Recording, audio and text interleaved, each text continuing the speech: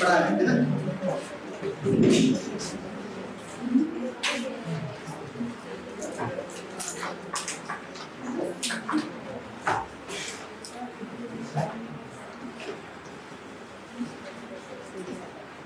सुनते थे। अब हमने क्या बताया था कि कुछ जेनेटिक मटेरियल के बारे में हमने बताया था। हमने ये कहा था कि अगर कोई भी जेनेटिक मटेरियल कहीं पे पाया जा रहा है, क्लियर, और ये मेम्ब्रेन से सराउंडेड है, तो उसे हम क्या बोलेंगे? प्रोटोप्लाज्म बोलेंगे। और अगर सेल वॉल अगर है एब्सेंट, तो हमारे पास क्या बोलेंगे? प्रोटोप्लाज्म। ठीक है।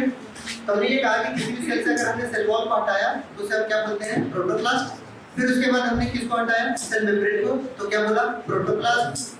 और प्रोटोप्लाज्म के बाद कुछ सेल ऑर्गेनेल को अगर हटाते हैं हम, तो हमारे पास क्या बचता है? सिर्फ और सिर्फ प्लाज्म। सिर्फ यही बात हमने एक्सपेरिमेंट किसके लिए किया? आरबीसी के लिए किया, यानी हम ये कह सकते हैं ब्लड के लिए, ह्यूमन ब्लड सेल्स के लिए किया। हमने ये देखा कि ब्लड सेल्स के अंदर कई सारे प्लाज्मा नजर आए हमें, और प्लाज्मा के अंदर कई सारे डब्ल्यूबीसी, आरबीसी और प्लेटलेट्स नजर आए। हमने क्या कहा कि सबसे पहले पूरे के पूरे फॉर्म्ड एलिमेंट को हटा दिया, और फॉर्म्ड एलिमेंट को हटाने के बाद क्या बचा? प्लाज्मा बचा। ठीक है। प्लाज्मा को कुछ समय के लिए हमने छोड़ दिया, और छोड़ने के बाद क्या देखा कि कुछ हमारे पास क्लॉटिंग फैक्टर जो होते हैं उसके सरफेस पे आ जाते थे, और हमारे पास नीचे की तरफ क्या होता था? सिर्फ और सिर्फ सीरम बचता था। ठीक है। सीरम के बारे में क्या बोला? Blood without clotting factor is known as serum. यानी ब्लड के बारे में क्या बोला? Blood without clotting factor is called as serum. ये पढ़ा चुका हूं मैं बहुत पहले ही। ठीक है। बॉडी फ्लूइड सब क्लियर है। अब बात आती है कि साइटोप्लाज्म क्या है, यानी वो जो प्लाज्म है उनकी जिक्र करनी है हमें। अब वो क्या है? ये एक तरीके का मिक्सचर है। क्या बताइए? मिक्सचर है। कैसा मिक्सचर है बताइए?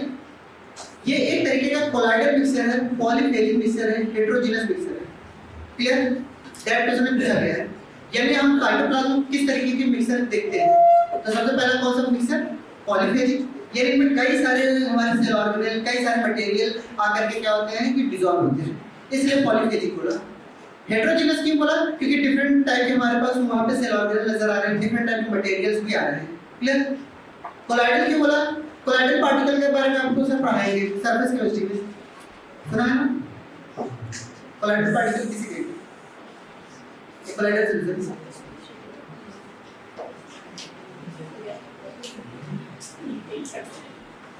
जब किसी भी पार्टिकल की जो साइज होती है 0.4 माइक्रोमीटर नैनोमीटर से अगर कम होती है वो कोलाइडल पार्टिकल कहलाते हैं। रेंज सर बताएंगे। ठीक है।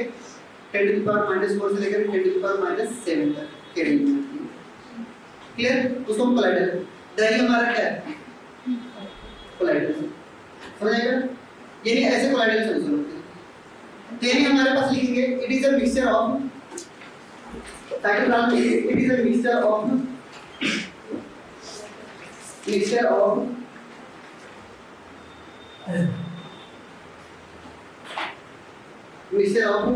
ठीक है।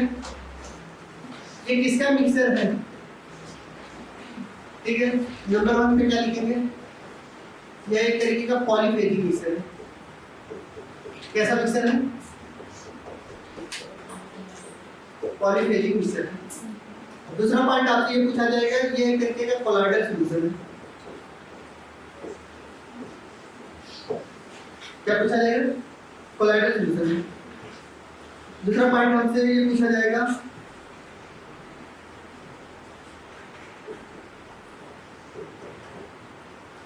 ये क्रिस्टलाइन नेचर का होता है। कैसे नेचर का होता है? क्रिस्टलाइन नेचर का होता है।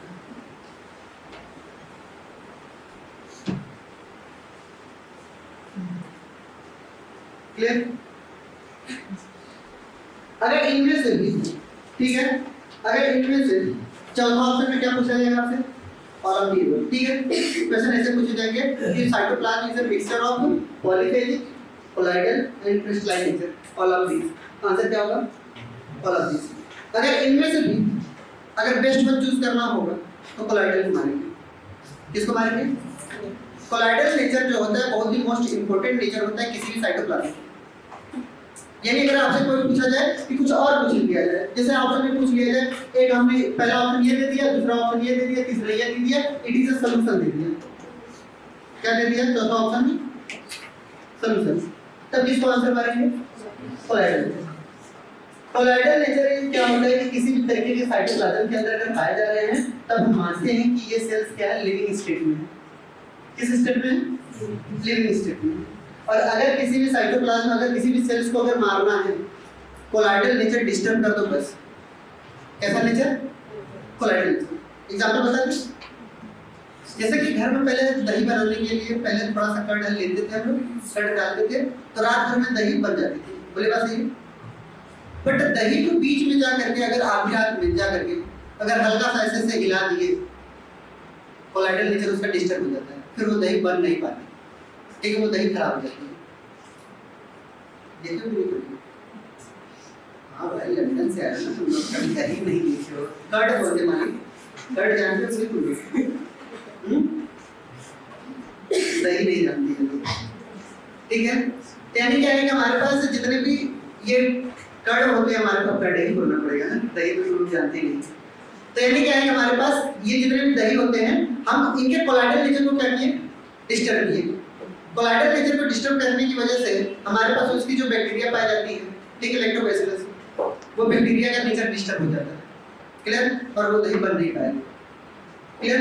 कोलॉइडल नेचर को डिस्टर्ब करने के दो तीन तरीके, पहला है तो ज्यादा टेंपरेचर में हीट कर दीजिए, क्लियर, या फिर बहुत ज्यादा क्या कर दीजिए, उनको मिक्स कर दीजिए, ठीक है, ग्राइंडिंग कर दीजिए, पूरा का पूरा कोलॉइडल नेचर डिस्टर्ब हो जाता है। अगर किसी भी सॉल्यूशन का अगर कोलॉइडल नेचर अगर डिस्टर्ब हुआ तो वो सेल्स क्या हो जाएगी, डैमेज हो जाएगी, मर जाएगी, समझिएगा। तो लिखते हैं हमारे पास एक point, cytoplasm is a main arena या area, cytoplasm is the main arena,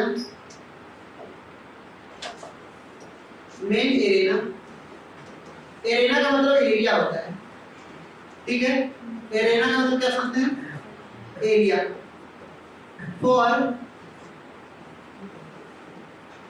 metabolic activity,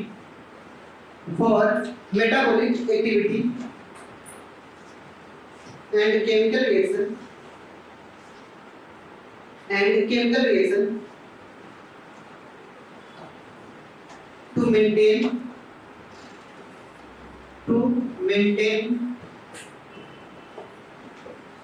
a cell in living state। अगर कोई भी सेल्स अगर लिविंग स्टेट में मेंटेन बनाए रखना है तो साइटोप्लाज्म के अंदर केमिकल रिएक्शन होती रहेंगी, हमेशा होती रहेंगी, ठीक है, मेटाबॉलिक रिएक्शन हमेशा चलती रहेंगी, और इससे ये पता चलता है कि यही सेल्स आगे चल करके क्या होंगी, लिविंग होंगी। अगर ये चीज अगर मेटाबॉलिक रिएक्शन किसी भी सेल्स के अंदर ना हुआ, आने वाले समय में क्या होगी, ये सेल डेड हो जाएगी, क्लियर। जब हम आपको लिविंग बॉडी पढ़ाते हैं तो लिविंग बॉडी में हमारे पास किसी भी कोई भी ऑर्गेनिज्म लिविंग है या डेड है, उसको पहचानने के 5 तरीके हम बताते हैं, ठीक है। कुछ 5 फीचर्स की जिक्र करते हैं, हम तो आपको 7 फीचर्स बताएंगे, आपके एनसीईआरटी में 5 बताएंगे, वो भी डिलीट कर दिया सिलेबस से, क्लियर। पहला पॉइंट आता है हमारे पास क्या, ग्रोथ होना, लिविंग पहचानने का सबसे पहला तरीका ग्रोथ होना। दूसरा पॉइंट आता है हमारे पास क्या, रिप्रोडक्शन। तीसरा आता है सेलुलर ऑर्गेनाइजेशन, चौथा आता है मेटाबॉलिज्म, और पांचवा आता है कॉन्शियसनेस, ठीक है। इन सब के अलावा 2 और है, जब वो आएगा तो हम बताएंगे, क्लियर। आपके एनसीईआरटी में नहीं दिया इसलिए जिक्र नहीं करना। अब हमारे पास मेटाबॉलिक रिएक्शंस जो हो रही है, अगर उसमें से भी सबसे पहले किसको देख करके पहचानेंगे, ठीक है, तो उसमें सबसे पहले किससे मिलकर के बना होगा, सेल से मिलकर के बना होगा, तभी वो लिविंग होगा, क्लियर। फिर उसके अंदर केमिकल रिएक्शंस चल रहे हैं या नहीं। कई बार ऐसा होता है कि हमारे पास बॉडी हमारी क्या होती, कॉन्शियसनेस नहीं होती, बट मेटाबॉलिक रिएक्शंस चल रहे हैं, जिसके बेसिस पे हम कहते हैं कि ये जिंदा है, कोमा वाला पेशेंट, ठीक है, क्या कॉन्शियसनेस है, नहीं, फिर भी वो जिंदा है, किस बेसिस पे हमने बोला, मेटाबॉलिक रिएक्शन उनके अंदर चल रहे हैं, ठीक है। इसीलिए कहा जाता है कि कोई भी सेल्स अगर जिंदा है तो उसकी वजह क्या होता है, उनके अंदर मेटाबॉलिक रिएक्शंस चल रहे हैं, समझ रहे मेरी बात।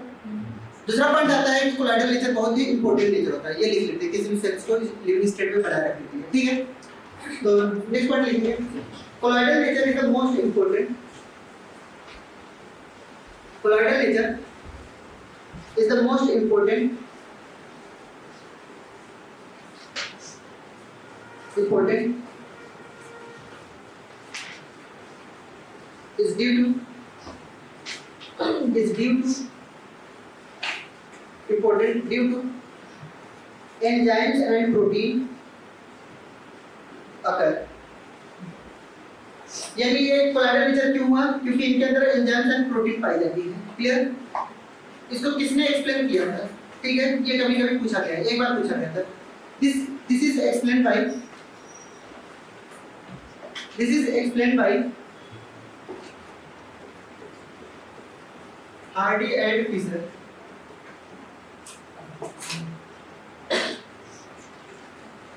हार्डी एंड फिशर, कई नाम सुना है हार्डी एंड फिशर का? हम तो नहीं सुने हैं। केमिस्ट्री वाले को जानता है हार्डी एंड फिशर का? Hardy and Fisher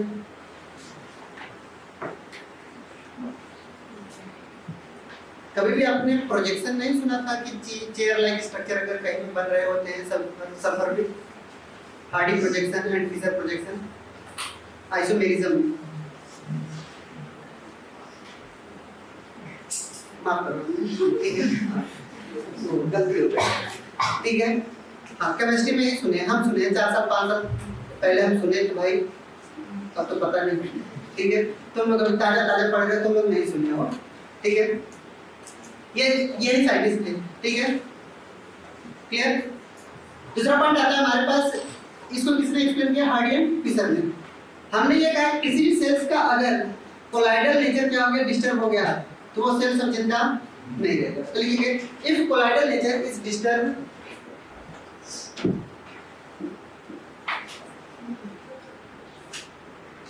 if colloidal nature is disturbed, then protoplast is not alive।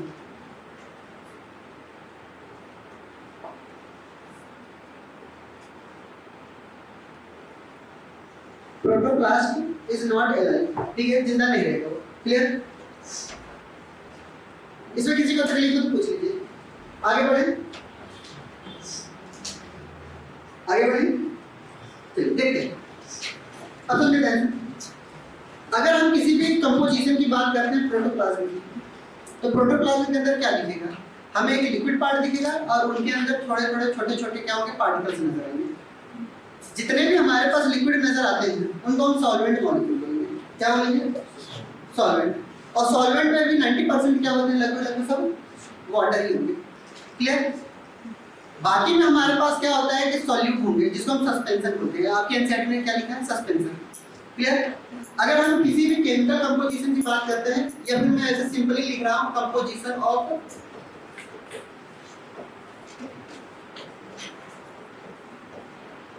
Protoplast, ठीक है। अगर हम प्रोटोप्लास्ट का क्या देखते हैं बताइए? कंपोजिशन देखते हैं, तो हमें क्या देखने को मिलेगा? पहला देखने को तो ये मिलेगा कि इसमें क्या नजर आएंगे, हमें बताइए? सॉल्वेंट चीजें नजर आती हैं। और दूसरे नंबर पे क्या नजर आएंगे, हमें बताइए? सस्पेंशन नजर आते हैं। क्या नजर आते हैं? सस्पेंशन। सस्पेंशन का मतलब हम सॉल्यूट भी लिख सकते हैं। क्या लिख सकते हैं? सॉल्यूट पार्टिकल जितने भी होंगे। क्लियर? और यहाँ पर भी अगर हम बात करते हैं कि सॉल्वेंट में, तो वो भी सिर्फ और सिर्फ ओनली क्या पाया जाएगा बताइए? वाटर। क्लियर? यानी मैक्सिमम क्या पाई जाएगी? वाटर ही पाई जाएगी। अब सुनते हैं वाटर के बारे में 2-4 प्रॉपर्टी बता दो। वाटर की कुछ प्रॉपर्टी होती है। वाटर की प्रॉपर्टी होती है, वाटर के अंदर हाइड्रोजन और ऑक्सीजन के बीच का एंगल होता है बस।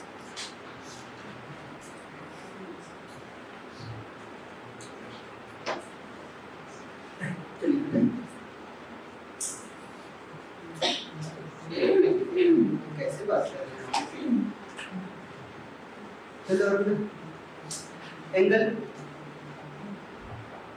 थोड़ा सही बोल रही है, ठीक बोलो। 180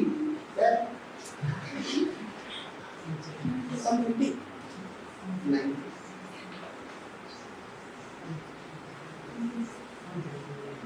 थोड़ा सही होता है।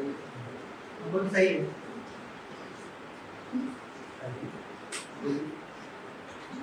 कोई बताएगा वाटर के अंदर हाइड्रोजन और ऑक्सीजन के बीच का एंगल? हाँ, थोड़ा और तेज। 104.5। हमने गलत नहीं किया, जो शायद तुमने सही बताया है क्या? हम भी तो थोड़ा कंफ्यूज हो रहे हैं कि तुमने कंफ्यूज कर दिया, ठीक है? 109 की नहीं 105, ठीक है? हाँ 104.5, क्लियर? 104 degree, clear? फिर उसके बाद आता है हमारे पास हमारे, अब सुनिए वाटर क्यों पाया जा रहा है, ध्यान सुनिए। जब बहुत ज्यादा केमिकल रिएक्शन होते हैं, उस केमिकल रिएक्शन से हीट एनर्जी निकलती है। क्या निकलती है? Heat energy. मैं वाटर क्यों पाया जाता है उसके पीछे रीजन बता रहा हूँ। जब बहुत ज्यादा केमिकल रिएक्शन होती है, उस केमिकल रिएक्शन से बहुत ज्यादा क्या निकलेगी? Heat energy. कैसा प्रोसेस हुआ है? एंडोथर्मिक या एक्सोथर्मिक? Exothermic, clear? जब हीट इवॉल्व हुई, उस हीट इवॉल्व को कंप्रोमाइज करने के लिए इनके पास high latent heat of capacity पाई जाती है वाटर के अंदर। केमिस्ट्री हमारे अंदर की जगह रही है, ठीक है? अब हमारे पास क्या होता है कि ये जो हीट होती है, ये कौन एब्जॉर्ब करेगा? वाटर। अगर वाटर नहीं होगा तो ये हीट एनर्जी इवॉल्व होगी और सेल डैमेज कर देगी, क्लियर? अगर कोई कहता है कि इनको देख करके मेरा खून जल जाता है, तो समझो वो झूठ बोल रहा है। जिस दिन खून जलेगा 4 लोग आपको जलाएंगे, राम नाम सत्य है। समझ आ रही बात? यानी जिस दिन आपके अंदर का खून जलेगा तो जाहिर सी बात है कि वो डैमेज हो जाएगा पूरी की पूरी सेल्स, फिर मेटाबॉलिक रिएक्शन डैमेज और भगवान को प्यार हो जाएगा, क्लियर? यानी किसी को देख करके खून नहीं जलता, पहली बात तो ये गलत बात है, क्लियर? तो यहाँ पे हमें यही पॉइंट लिखना है, क्लियर? तो कंपोजिशन में सस्पेंशन में कुछ नहीं लिखेंगे, मैक्सिमम चीजें सॉल्यूएंट्स में ही चलेंगी, वाटर में ही चलेंगी, तो इसमें इसको गोली मार दीजिएगा ना, मैक्सिमम इनके बारे में लिखेंगे। चलिए लिखेंगे water is used as a solvent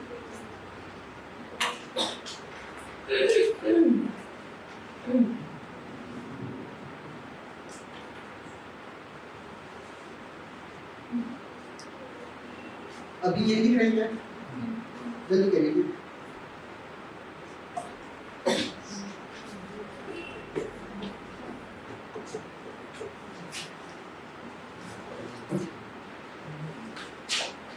समझा? चलिए पहला पॉइंट लिखिए। Water is used as solvent, water is used as solvent due to high latent heat capacity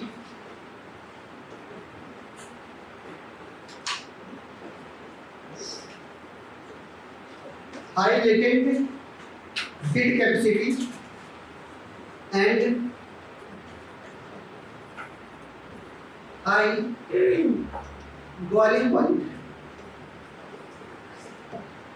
high boiling point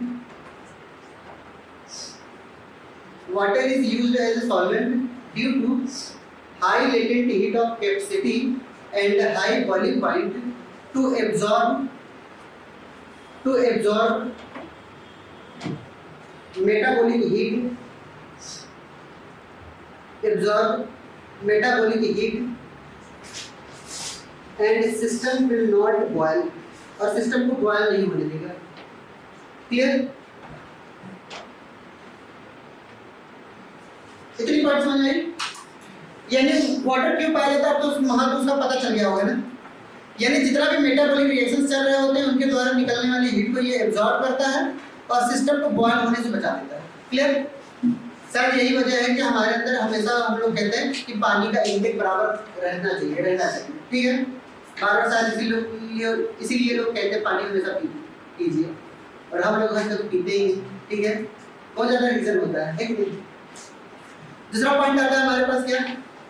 अब यही वाटर के बारे में दूसरा नोट डाल के लिखेंगे पॉइंट, ठीक है? हाई अमाउंट ऑफ वाटर, हाँ कंटिन्यू करिए, वाटर के बारे में चलेगा। high amount of water is required in cytoplasm. High amount of water is required in cytoplasm because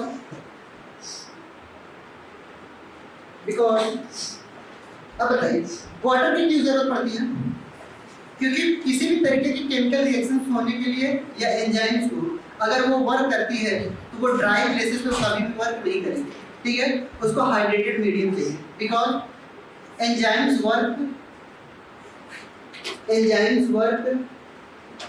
in hydrated medium.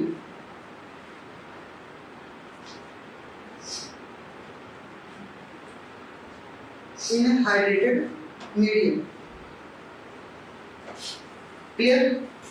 यानी कोई भी किसी तरीके के अगर ये वर्क कर रहा है एंजाइम तो ये हाइड्रेटेड मीडियम में ही वर्क करेगा, सूखे में नहीं कभी वर्क करता. सपोज दैट हम आपको एक सिंपल तरीका बताएं. आपके घर में गेहूं चावल रखा रहता है ऐसे ही सालों साल तक, खराब होता है नहीं.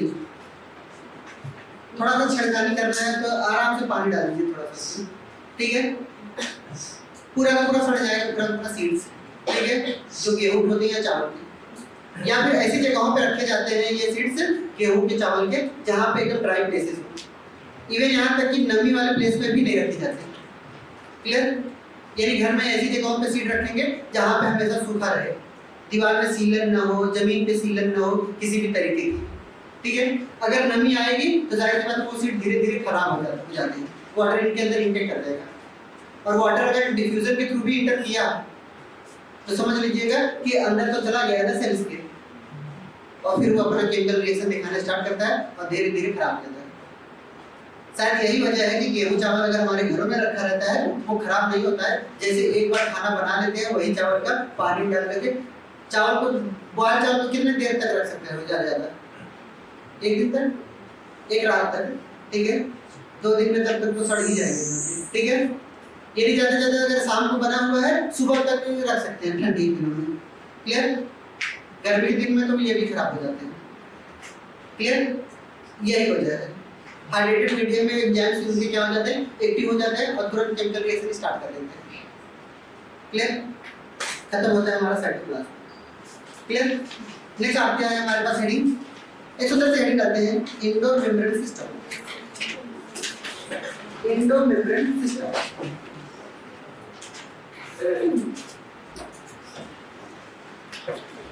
endomembrane system.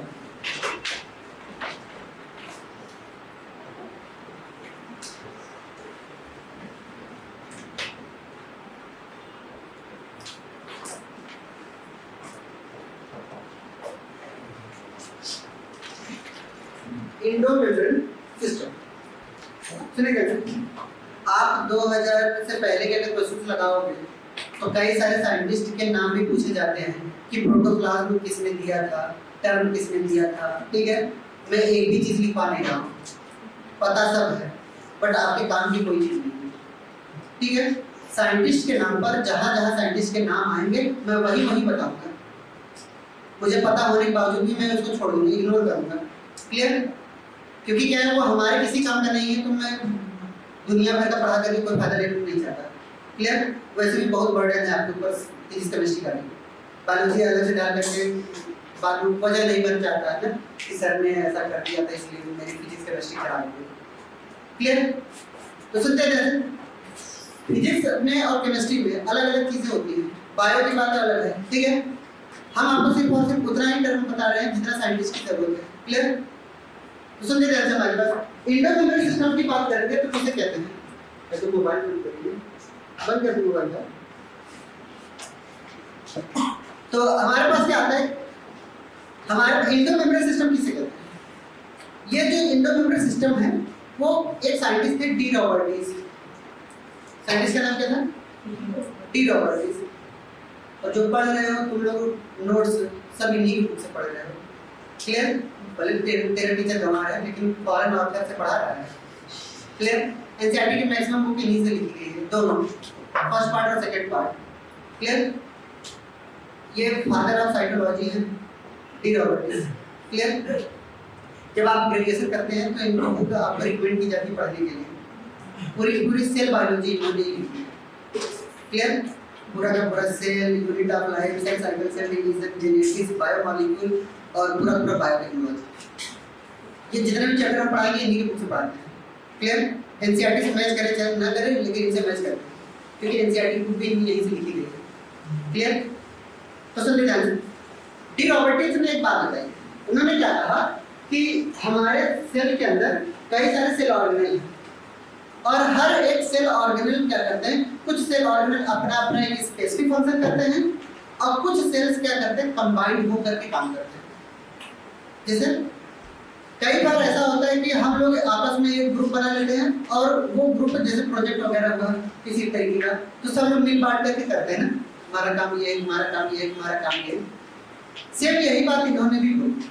इन्होंने क्या कहा कि जितने भी हमारे पास single membrane bound cell organelle होते हैं वो आपस में यूनाइट होकर के एक साथ वर्क करते हैं, वो भी कोऑर्डिनेटेड मैनर में। किस मैनर में? Coordinated manner. अब आपसे हम ये पूछेंगे single membrane bound cell organelle क्या है? आपको डबल याद करने के लिए बोला था और हमारे पास विदाउट मेम्ब्रेन सेल ऑर्गेनेल याद करने के लिए बोला था। उसके अलावा जो भी है सबको सब हम किस में डालेंगे? सिंगल में। विदाउट मेम्ब्रेन सेल ऑर्गेनेल का नाम बताइए।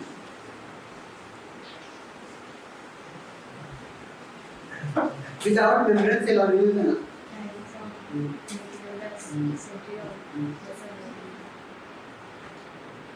डबल मेम्ब्रेन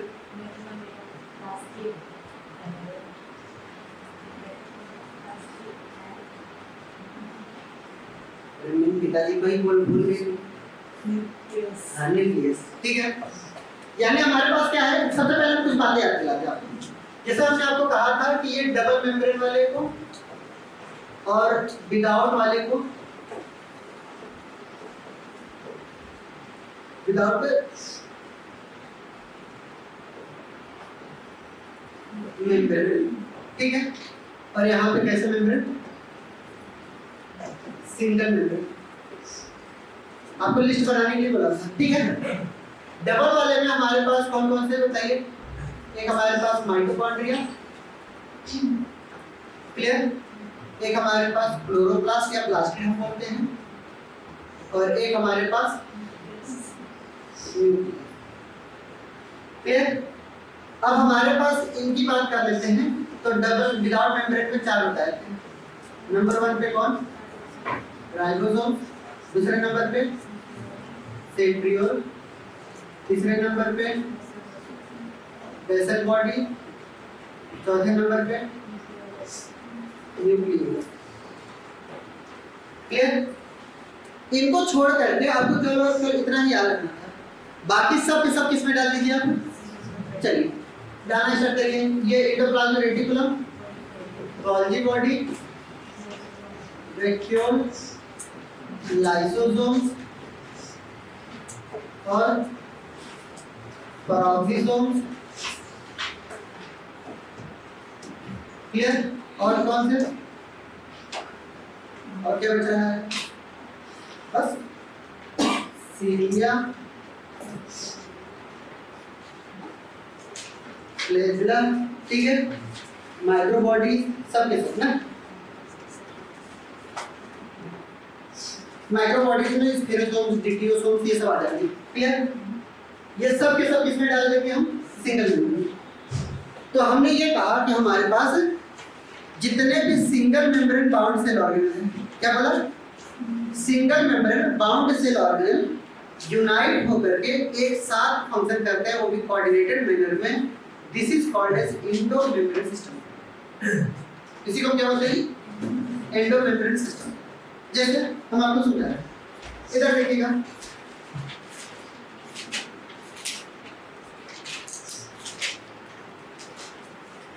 ये एंडोप्लाज्मिक रेटिकुलम है, ये हमारे पास क्या है?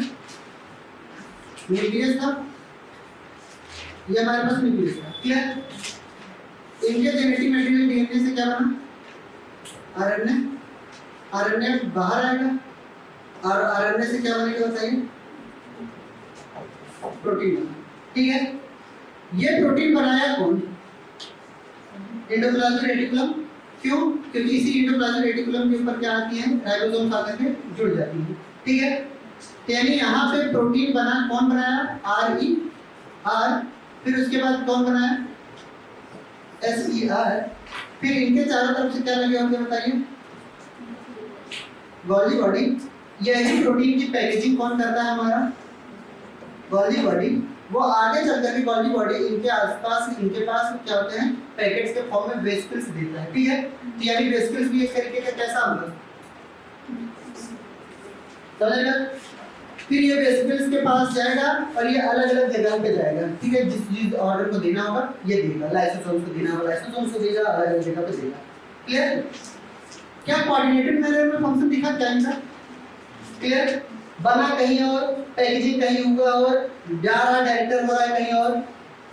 सेम यही बात आपको बताया जाता है कि ये इंडो मेम्ब्रेन सिस्टम में क्या है। क्लियर? जैसे एक बेस्ट एग्जांपल हम आपको बताएं, कभी भी आप अगर होटल वगैरह में जाते हैं कहीं पे, ठीक है, अच्छी जगह पे, तो आप काउंटर पे कहीं और जाएंगे, बिल पेमेंट कराएंगे, ऑर्डर देंगे कहीं और। क्लियर? अब आपने ऑर्डर दे दिया, उसके बाद ऑर्डर कोई लिया आपको, ठीक है, फिर वो कहीं और जाएगा, देगा मैनेजर को, फिर मैनेजर पास करेगा किसको? किचन वाले को, आपका खाना वहां बनेगा, फिर ला करके कुछ और करेगा। ठीक है, फिर वहां पे पैकेजिंग होगी, फिर परोसेंगे, फिर उसके बाद आपके टेबल तक कोई भी लेकर के और आएगा। यानी इतना ज्यादा सिस्टम में इन्वॉल्व जो हो रहा है, काम तो एक ही है ना कि हमें खाना मिल जाए किसी तरीके से। तो इंडो मेम्ब्रेन सिस्टम में भी यही होता है, एक तरीके का एक ऐसा सिस्टम जहां पे कई सारे सेल ऑर्गेनेल मिल करके एक साथ वर्क करते हो, किसी एक काम को अंजाम देते हो, और वही इंडो मेम्ब्रेन सिस्टम कहलाता है। और सभी के सभी वो सेल ऑर्गेनेल कैसे होंगे? सिंगल मेंबर, यही सब है। क्लियर? चलिए बताइए, plastid, mitochondria and ribosomes are not involved in endo membrane system. क्या बात सही है या गलत? सही। इंडो मेम्ब्रेन सिस्टम में इन्वॉल्व नहीं। एसएसएल रीजन में सबसे ज्यादा क्वेश्चन पूछा जाने वाला क्वेश्चन है। इंडो मेम्ब्रेन सिस्टम में आपको 4-5 ऑर्डर के नाम देंगे, सिर्फ अगर ट्रू और फॉल्स पे आएंगे और रीजन पे आएंगे एसएसएल रीजन में। क्लियर? डायरेक्ट ऐसे भी पूछा जाएगा, which are the following cell organelle not involve या involve in endo membrane system. ठीक है, ये टॉपिक हमारे लिए बहुत बेहद इंपॉर्टेंट है। तो देखिए क्या इंडो मेम्ब्रेन सिस्टम किसे कहते हैं? Term given by De Roberti. ये सिस्टम किसने दिया था? डी रॉबर्टीज ने।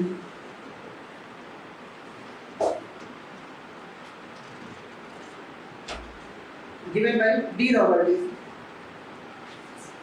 क्लियर? अब इंडो मेम्ब्रेन सिस्टम का मतलब क्या समझा आपने? सभी cell membrane single membrane bound cell organelle मिल करके क्या करते हैं? वर्क करते हैं, वो भी किस मैनर में? Coordinated manner. ठीक है, तो लिखिए single membrane bound cell organelle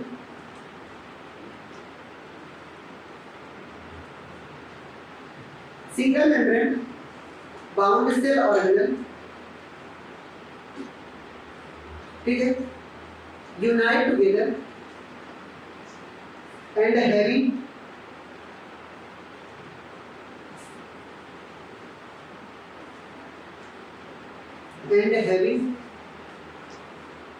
clear, having coordinated function।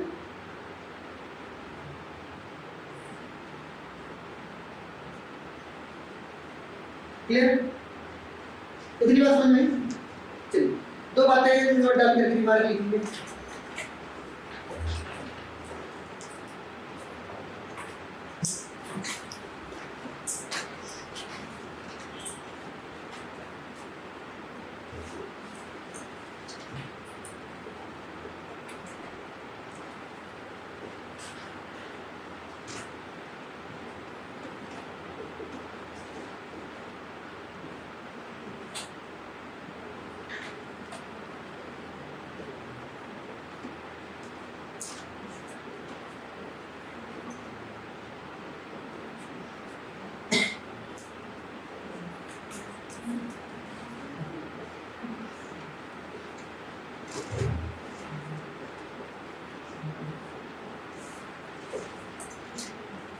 Clear?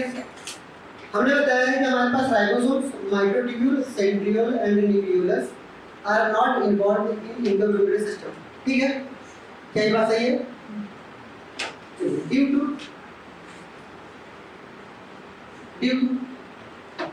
क्यों इन्वॉल्व नहीं, रीजन बताइए। हाँ, ड्यू टू विदाउट मेम्ब्रेन।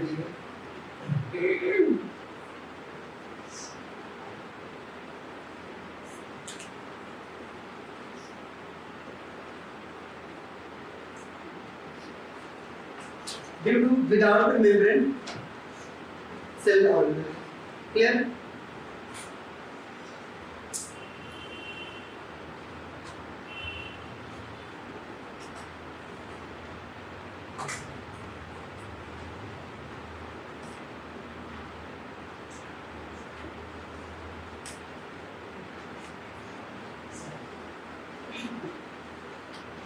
बोलो। पेरोक्सिसोम लिखा है उसको अलग से, आप बेफिक्र रहिए। ठीक, जब तक पूरा टॉपिक न खत्म हो पाए तब तक तो ना ही बोलिए ना, एक्सेप्शन है कुछ। क्लियर हो गया? आगे बढ़े, आगे बढ़े। दूसरा रिमार्क लिखिए।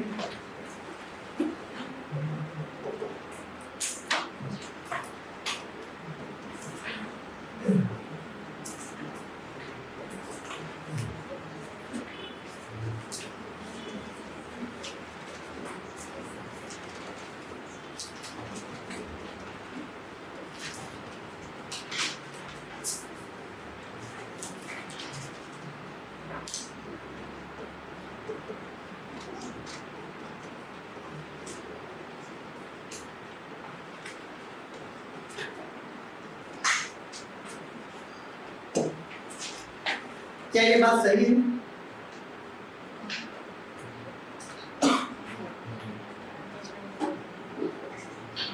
सही है? पेरोक्सिसोम से लिखा है,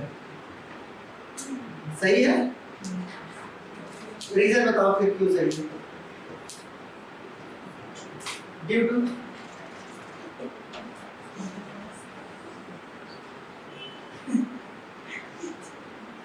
सही है, due to autonomous function.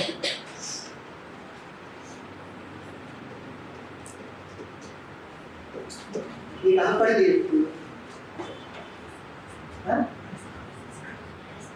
Press course की बातें अभी तक याद नहीं है, दुख की बात है। समय अगर मैं यहाँ पे इससे पहले वाले नोट्स में लिखवा देता रिमार्क में, ठीक है, पेरोक्सिसोम्स क्या थे? मेम्ब्रेन बाउंड थे, उसका रीजन अलग था। ठीक है, पेरोक्सिसोम्स भी अपना फंक्शन शो करता है। क्लियर?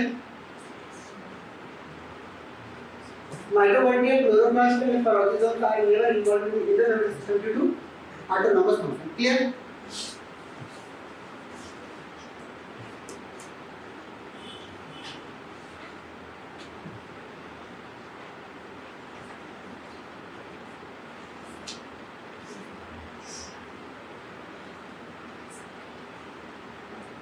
हो गया?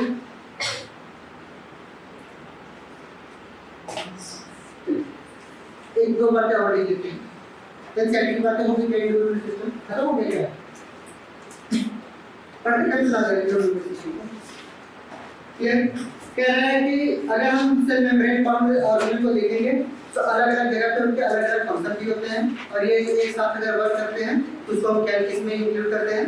एंडोमेम्ब्रेन सिस्टम में, because their function are coordinated. ठीक है, कोऑर्डिनेटेड फंक्शन होने की वजह से हम इनको किसमें शामिल किए हैं बताइए?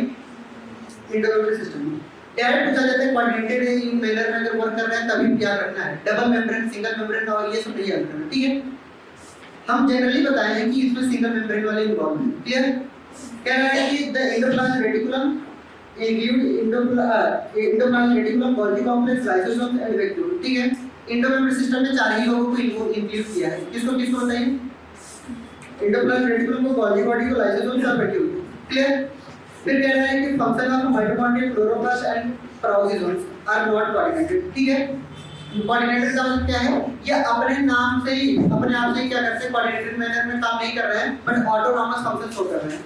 क्या शो कर रहे हैं, अगर माइटोकॉन्ड्रिया को सेल से बाहर निकाल दिया जाए फिर भी ये जिंदा रहेगा, इसको किसी की जरूरत है नहीं है। क्लियर, सेम यही बात प्लास्टिड के लिए, क्लोरोप्लास्ट और पेरोक्सिसोम के लिए भी कही जाती है। क्लियर, फिर कह रहा है कि with the above component these are not considered as a part of endodermis system. खत्म हो गया। क्लियर, तो सिर्फ और सिर्फ हमें यही बात याद रखनी है कि एंडोडर्मिस सिस्टम में क्या क्या इंक्लूड होगा। ठीक है, तो हमें यही बात याद रखना है, एंडोमेम्ब्रेन सिस्टम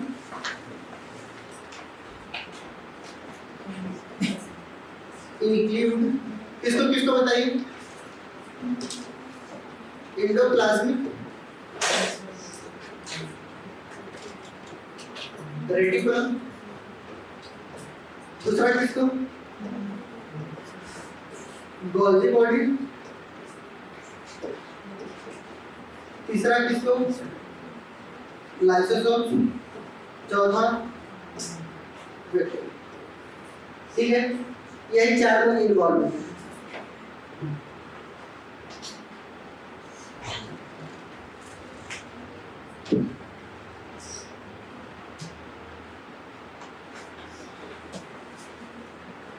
प्रोकैरियोटिक सेल्स और यूकैरियोटिक सेल्स में डिफरेंस हमने लिखा दिया बस। ठीक,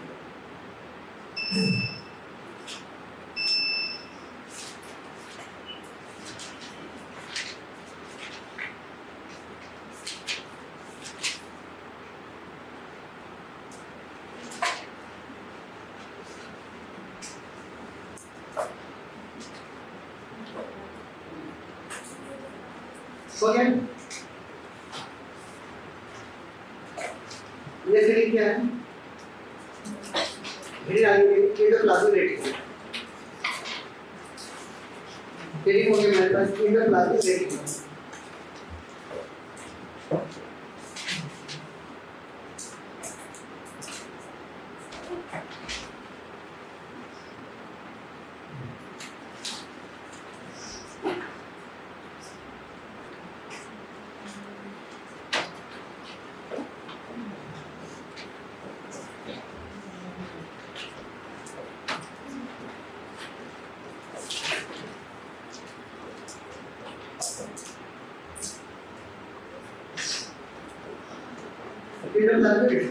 समझाएं एंडोप्लाज्मिक रेटिकुलम को, ध्यान से देखिएगा। ये हमारे पास कोई एक सेल है। क्लियर, ये हमारे पास क्या है, सेल है। सेल के अंदर हमने एक न्यूक्लियस बना रखा है। क्या बना रखा है बताइए,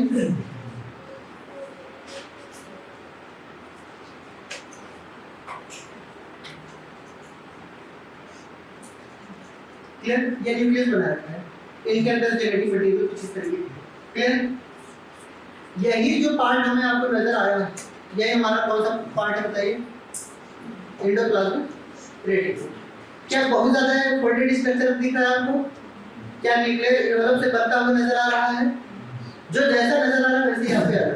क्लियर, अगर हम एंडोप्लाज्मिक रेटिकुलम की बात करेंगे तो हम इस पोर्शन को अगर कट करके दिखाने की कोशिश करें,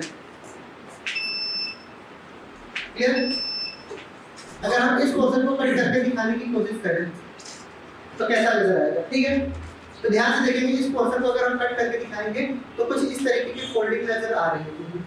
क्लियर, इनके अंदर की बात कह रहे हैं। ठीक है, इनके अंदर की बात कर रहे हैं तो यहाँ से यहाँ तक की जो बात की जाएगी। क्लियर, ये इनर साइड होगा। कैसा साइड होगा, ये हमारा इनर साइड है, और इनर साइड की तरफ जो पाया जाता है इसको हम मैट्रिक्स बोलते हैं। क्या बोलते हैं, ये हमारा पूरा मैट्रिक्स। क्लियर, और ये जो बाहर की तरफ नजर आएगा, ये जो बाहर की तरफ नजर आएगा, ये हमारे पास कैसा साइड है, आउटर साइड है, और ये हमारा कैसा है, आउटर साइड। इधर की तरफ जो पाया जाएगा वो क्या साइटोप्लाज्म होगा, बोलो भाई, ये क्या, ये साइटोप्लाज्म होगा। इसलिए इनको हम बोलते हैं सी साइड। आउटर साइड को हम किस नाम से जानते हैं, सी साइड। और अंदर की तरफ जो पाए जा रहे हैं मैट्रिक्स की तरफ, इसलिए इनको हम क्या बोलते हैं बताइए? M side. अब समझ आया सी साइड और एम साइड क्या है? क्लियर? फिर हम आपको बताने जा रहे हैं कि इसके अंदर की अगर हम बात करें तो इनके ऊपर राइबोसोम्स आते हैं। क्या आते हैं बताइए? राइबोसोम्स।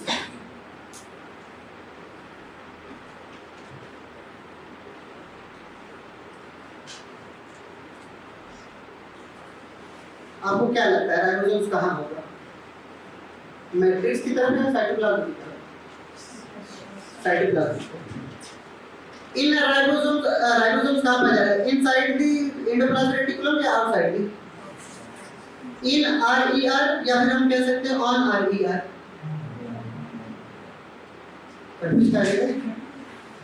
आरईआर के अंदर इन की बात कर रहे हैं या ऑन? On RER, on. ठीक है, सबसे ज्यादा मोस्ट कंफ्यूजन पॉइंट यही था। एक बार क्वेश्चन पूछा गया था ribosomes present in endoplasmic reticulum, और दूसरा ऑप्शन दिया गया था राइबोसोम्स प्रेजेंट ऑन दिया गया है एंडोप्लाज्मिक रेटिकुलम। अब आप बताइए ऑन लगाएंगे या इन लगाएंगे? ऑन लगाएंगे। समझ आई बात? ऑन दी सरफेस पे पाई जा रही है। क्लियर? चलिए बताइए, ये जो अंदर की तरफ पाई जा रही है इनको हम ल्यूमिनल पार्ट बोलते हैं। ये साइटोप्लाज्म को दो पार्ट में डिवाइड कर रहे हैं, ठीक है? एक ल्यूमिनल पार्ट और एक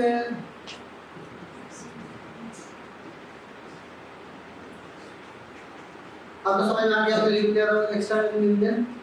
बोलिए। यानी एंडोप्लाज्मिक रेटिकुलम डिवाइड करती है हमारे साइटोप्लाज्म को इन luminal and extra luminal part में। क्लियर? सेपरेट कर रहे हैं साइटोप्लाज्म को। बना लीजिए, फिर उसके बाद इकट्ठे लिखना स्टार्ट करते हैं।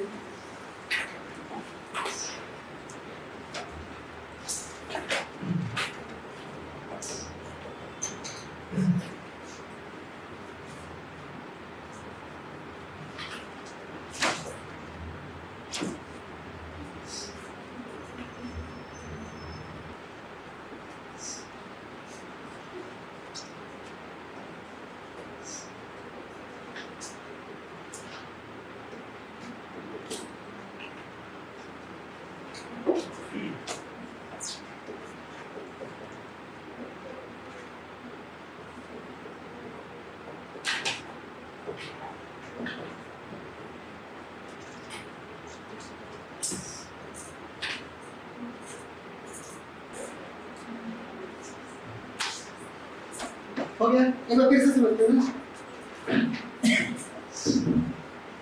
हमारे पास क्या होता है कि एंडोप्लाज्मिक रेटिकुलम हम आपको समझा रहे थे। हमने ये कहा कि एंडोप्लाज्मिक रेटिकुलम कहाँ से डिराइव हुआ है, और डिराइव होने से पहले सबसे पहले क्या बनता है? आरईआर, फिर उसके बाद स्मूथ एंडोप्लाज्मिक रेटिकुलम एसईआर। ठीक है? फिर हम आपको ये समझाना चाह रहे थे कि एंडोप्लाज्मिक रेटिकुलम है क्या। क्लियर? लिखेंगे discovered and term given bye, discovered and term given by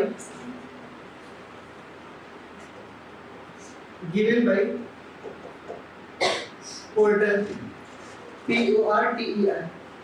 किसने दिया था बताइए? पोर्टर ने।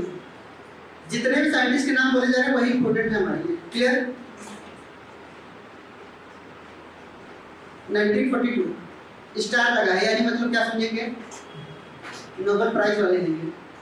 ठीक है? एक नोबेल प्राइज भी मिली थी। क्लियर? 1942 में। हो गया?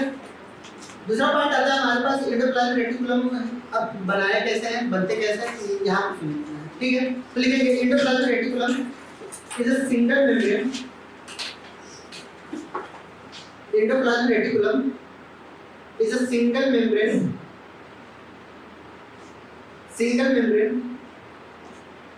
bound cell organelle, single membrane bound cell organelle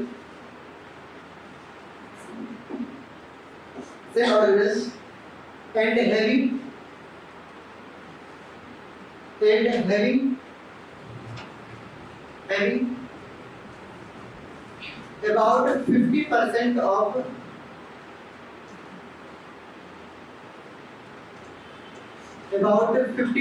of cellular membrane जितने भी सेल मेम्ब्रेन आपका बनाई जा रही हैं उसका 50% कौन है बताइए? Endoplasmic reticulum. Clear? And about 50% of cellular membrane. Clear? दूसरा पार्ट लिखेंगे। दूसरा पार्ट कैसे समझेंगे? ये जो एंडोप्लाज्मिक रेटिकुलम है ये दो तरीके के होते हैं। कितने तरीके के होते हैं? दो तरीके के होते हैं। एक हमारे पास कैसे rough endoplasmic reticulum, rough endoplasmic reticulum, और एक होता है हमारे पास क्या स्मूथ एंडोप्लाज्मिक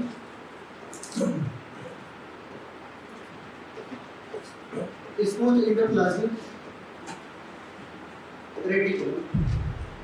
इनको हम RER बोलते हैं और इनको हम क्या बोलेंगे? SER बोलेंगे। क्लियर?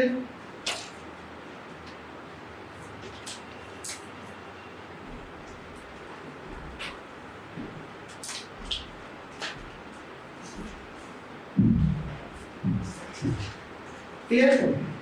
किस बेसिस पे हम बोल रहे हैं? किस बेसिस पे? On the basis of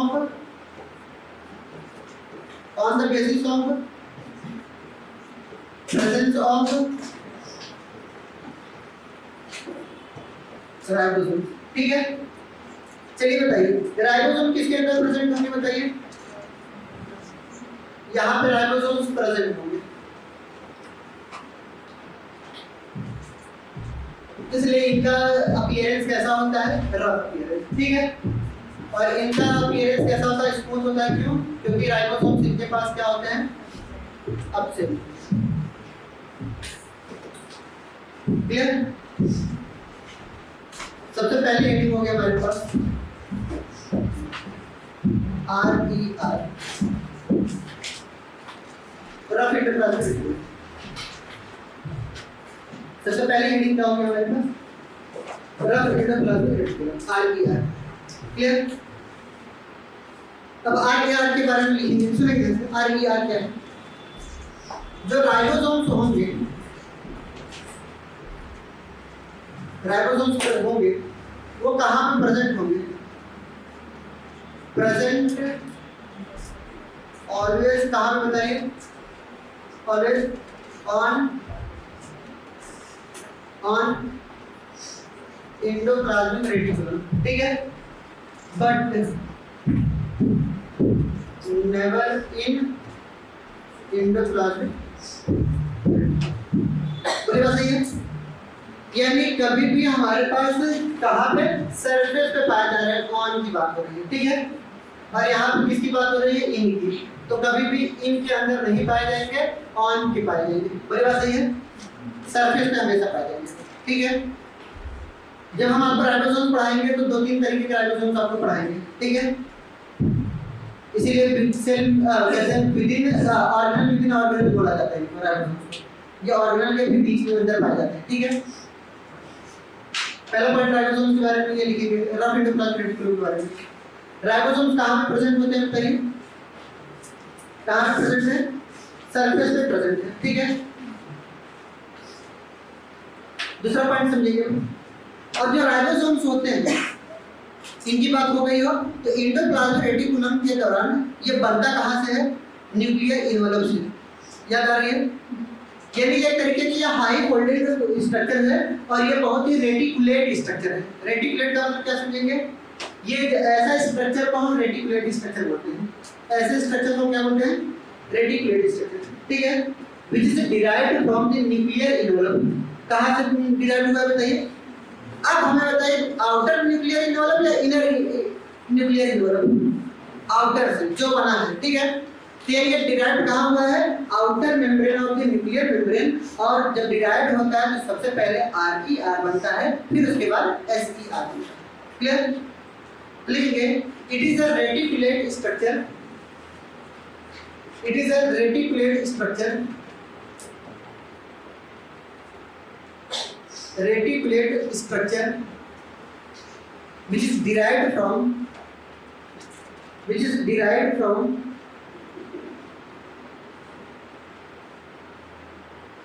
derived from nuclear envelope, वो भी लिख लीजिएगा आउटर न्यूक्लियर इन्वेलप, ठीक है। कहाँ से डिराइव्ड हुआ है बताइए? Derived from outer nuclear envelope, ठीक है। आउटर न्यूक्लियर इन्वेलप से क्या हुआ है? डिराइव्ड हुआ है, क्लियर। दूसरा पॉइंट हमेशा ये भी बात याद रखना है कि जो राइबोसोम्स होते हैं, राइबोसोम्स जो हो रहे हैं हमारे पास एंडोप्लाज्मिक रेटिकुलम से ऐसे अटैच हो रहे हैं ना, कुछ इस तरीके से अटैच हो रहे हैं। ये जो अटैच हो रहे हैं किसी न किसी एक फिक्सेड मेम्ब्रेन प्रोटीन से अटैच हो रहे हैं, और इस मेम्ब्रेन प्रोटीन का स्ट्रक्चर क्या नाम है बताइए? राइबोफ्लोरिक प्रोटीन। PHO कहीं पे और कई जगह पे FORI लिखा जाता है, ठीक है। मैक्सिमम जगह पे ये लिखा जाता है, ठीक है, राइबोफ्लोरिक लिखा जाता है। तो ये राइबोफ्लोरिक प्रोटीन से क्या होता है? अटैच होता है। तो लिखेंगे ribosomes attached on the surface of endoplasmic reticulum, ribosomes present attached,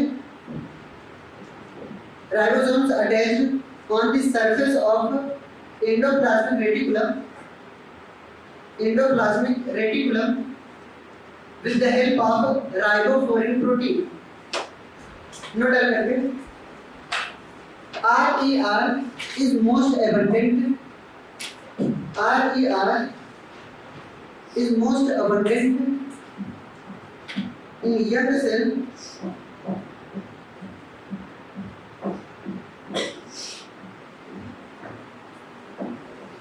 ठीक है, क्या लिखे हैं? RER is most abundant in young cells, but in mature cells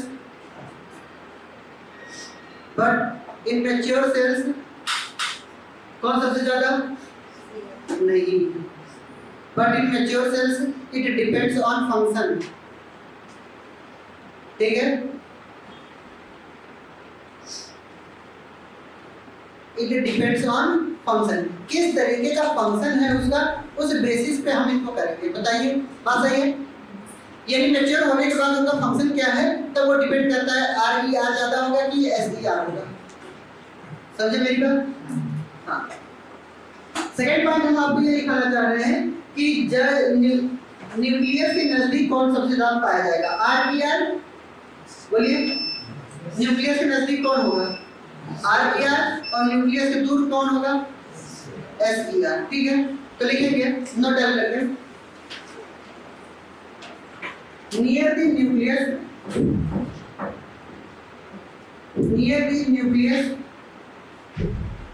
RER is ज्यादा मोर, ठीक है।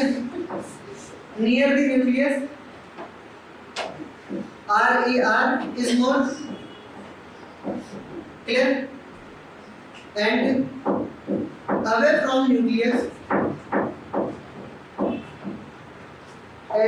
away from nucleus SER is more,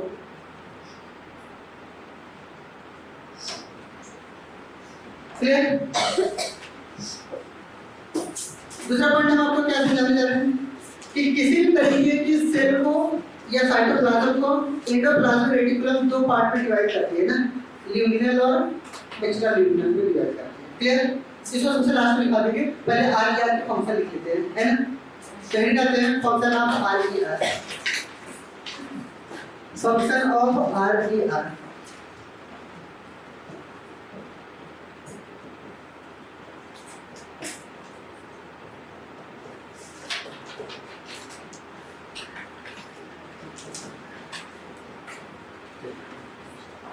पहला फंक्शन लिखते हैं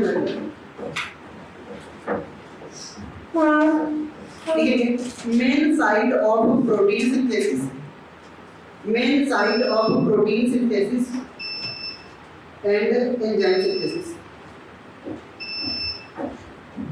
ये किसकी साइड है बताइए? मेन साइड और protein and enzyme synthesis, protein synthesis and enzyme synthesis. सबसे ज्यादा प्रोटीन की सिंथेसिस कहाँ होती है बताइए? सबसे ज्यादा एंजाइम की सिंथेसिस कहाँ होती है? RER। समझे मेरी बात को? क्लियर? अगर आपसे कोई पूछेगा कि प्रॉपर्टी ऑफ RER यानी एंजाइम बनाने की सिंथेसिस करने की प्रॉपर्टी किसके पास है? RER। एंजाइम सीक्रेशन किसका फंक्शन है?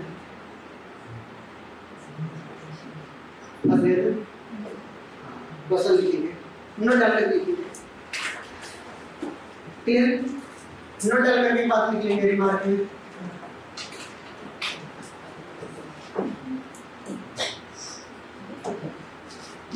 समझा? एंजाइम सिंथेसिस करने की प्रॉपर्टी किसकी है? RER की है। प्रोटीन सिंथेसिस करने की प्रॉपर्टी किसकी है? RER की है। बट एंजाइम सिक्रीशन करने की प्रॉपर्टी किसकी है? गोल्गी बॉडी की। ठीक है? यानी हम ये कह सकते हैं कि enzyme synthesis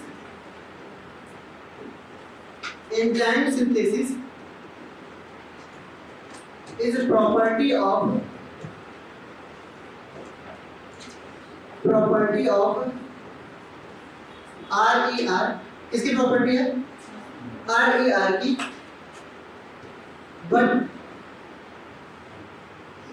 but enzyme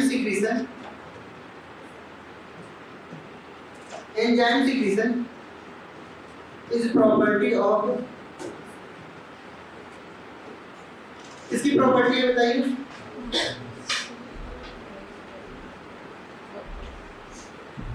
Golgi body की। ठीक है, जल्दी करिए। ठीक है, एंजाइम सिक्रीशन करने की प्रॉपर्टी किसकी है? जितने भी रिमार्क लिख रहे हैं सबके सब पी वैल्यू है। ठीक है, तो मैक्सिमम रिमार्क जितने भी याद रखने हैं वो आप याद रखिएगा, आपको पी वैल्यू लगाने की जरूरत नहीं है। क्लियर? दूसरा पार्ट लिखेंगे हमारे पास फंक्शन।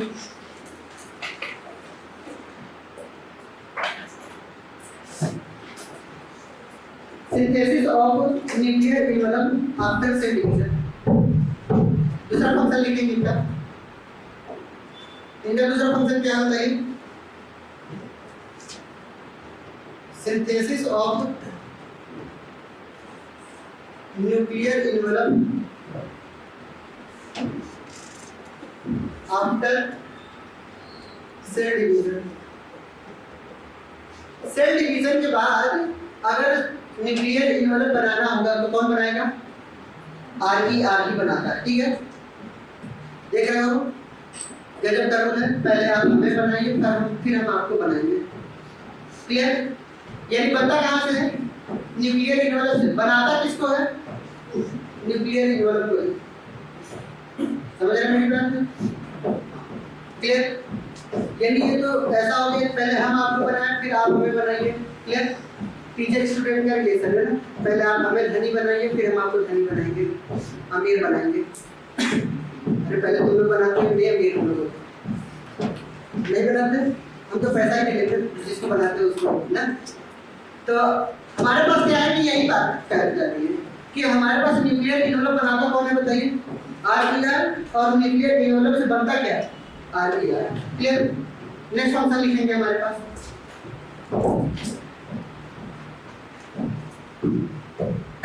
एंडोप्लाज्मिक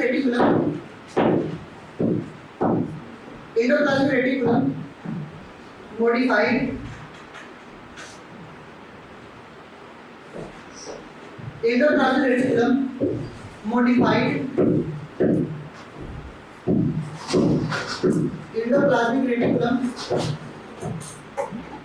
मॉडिफाइड इनटू, चलिए कहाँ मॉडिफिकेशन इनका देखें ना।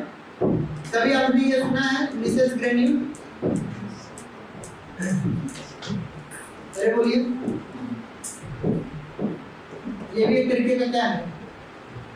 रफ एंडोप्लाज्मिक रेटिकुलम का मॉडिफिकेशन है। ठीक है, तो लिखेंगे मॉडिफाइड RER। ठीक है, ये किसका मॉडिफिकेशन है बताइए? ये किसका मॉडिफिकेशन है? Modified RER and help in, किस में मदद करता है बताइए? अरे बोलो, हेल्प इन प्रोटीन सिंथेसिस। कहाँ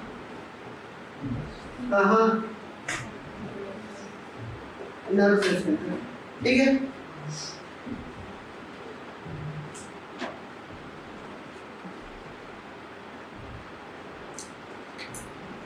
हो गया। चलिए, कभी भी आपने इनका मॉडिफिकेशन ये सुना है क्या?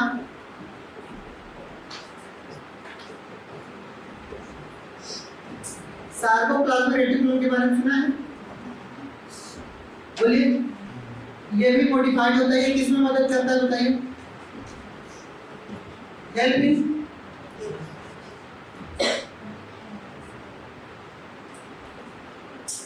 हाँ पूरा बता दो, सिर्फ एक एक सब सुनिए क्या करता है।